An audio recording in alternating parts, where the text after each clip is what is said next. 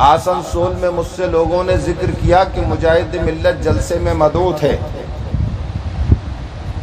اور کوئی بھی شیخ طریقت عالم دین، بڑا عالم دین جب منبر پر جاتا ہے تو جبہ و دستار میں جاتا ہے اور نعروں کی چھنکار کے ساتھ جاتا ہے، سمجھے نا؟ ہم جیسے فقیر اگر ناپسند بھی کرتے ہیں تو قوم نہیں مانتی ہے، سمجھ گئے نا؟ مگر اللہ اکبر اللہ اکبر، مجاہد ملت کے بارے میں بتاتے ہیں کہ مجاہد ملت مدعو تھے اور جلسہ چل رہا تھا، سمجھے؟ اب یہ ہوا کہ بھائی رئیس اڑیسہ مجاہد ملت مولانا حبیب الرحمان صاحب عباسی دامت برکاتہم العالیہ ان قریب جلسے میں تشریف لانے والے، ان قریب جلسے میں تشریف لانے والے۔ اب کمرے پر جا کے دیکھا تو مجاہد ملت وہاں نہیں، مجاہد ملت وہاں نہیں۔ یہ آسنسول کا واقعہ ہے، بات نکل آئی تو میں نے کہا ضمناً آپ لوگوں کو سناتا ہے، سمجھے نا؟ یہ باتیں ایسی ہیں حبیب ملت کو بھی بتانا، اور ہو سکے تو میری ریکارڈ تقریر ہے تو سنانا ان کو، سمجھے نا؟ تو لوگوں نے کہا کہ مجاہد ملت تو کمرے میں نہیں۔ اب صاحب جو منتظم تھے جنہوں نے مدعو کیا تھا ان کے پاس کہا، ان کے پاس جا کر کہا کہ ارے بھائی مجاہد ملت کو آپ لوگ کہاں لے گئے؟ تو کہا مجاہد ملت تو اپنے کمرے پہ تھے، اور حضرت سے ہم نے عرض کر دیا تھا کہ حضور ہم آپ کو لینے کے لیے آئیں گے۔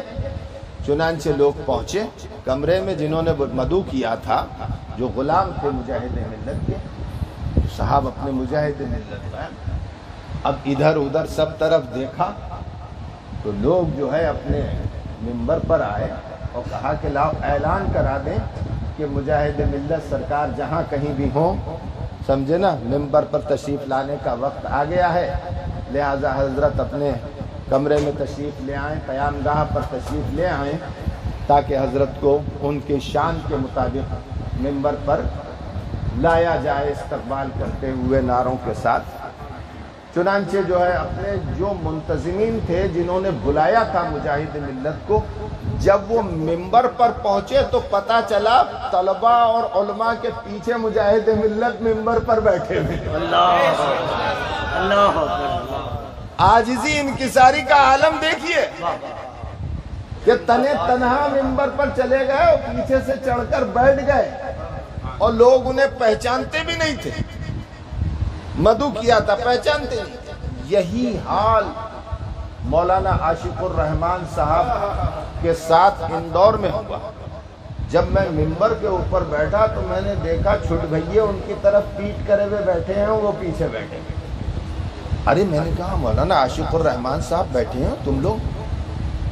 تو پھر میں نے ہٹو بہرحال اب مولانا عاشق الرحمان صاحب کو کوئی گردانی نہیں رہا تھا، کیونکہ پہچانتے نہیں تھے اندور میں۔ یہ سب صوفیاء اکرام ہیں، یہ اپنے آپ کو نہیں پہچان پاتے ہیں، یہ خدا کو پہچان پاتے ہیں۔ تو مولانا عاشق الرحمان صاحب کا اعلان بڑے ہی سادگی کے ساتھ اناؤنسر نے کر دیا کہ الہ آباد سے آئے ہوئے مولوی مولانا عاشق الرحمان صاحب تشریف لا رہے ہیں، ان کا خطاب سنا۔ میں نے جب نہیں جانتا تو تجھے حق نہیں ہے کہ اعلان کرے۔ میں نے مائک اس کا دیا، اور اس کے بعد جو ہے میں نے مولانا عاشق الرحمان صاحب رحمت اللہ علیہ کا تعارف کرایا، ان کی علمی جلالت، مجاہد ملت سے ان کی نسبت، ان کی دینی خدمات اور دین کی راہ میں ان کے ایثار کے بارے میں جب بتا کر میں نے کہا کہ اتنی عظیم ذات کو تم نے بلایا ہے اور تمہیں معلوم نہیں کہ یہ کون ہیں، ان کے فضائل کیا ہیں، سمجھے؟ تو صاحب اپنے ایک دم علماء چونک گئے، بولے یہ ہیں عاشق الرحمان صاحب، یہ ہیں عاشق الرحمان صاحب۔ میں نے کہا ہاں یہ ہیں عاشق الرحمان صاحب، مجاہد ملت کے جانشین و خلیفہ۔ اور اس کے بعد صاحب مولانا عاشق الرحمان صاحب نے کھڑے ہو کے جو 20 یا 25 منٹ کی تقریر کی ہے، تو یقین ماننا اڑیسہ کے لوگوں، اڑیسہ کی زمین نے وہ پتر پیدا کیا ہے کہ اگر اس 15 منٹ کی تقریر کو بکھیر دیا جائے تو 500 تقریریں بن جائیں۔